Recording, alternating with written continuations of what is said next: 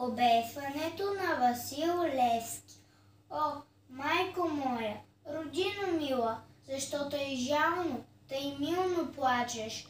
Гарване, и ти, птицо проклета, на чий гроб там тъй грозно грачеш? Ох, зная, ти плачеш, майко, затой, че ти си черна рубиня, затой, че твоя свещен глас, майко, е глас без помощ, глас в пустиня. Плачи там близо край град София, стърчи, аз видях черно бесило и твой един син, Българио, виси на него със страшна сила. Гарва над грачи грозно, зловещо, псета и вълци вият в полята, старци се молят Богу горещо, жените плачат, пещят децата.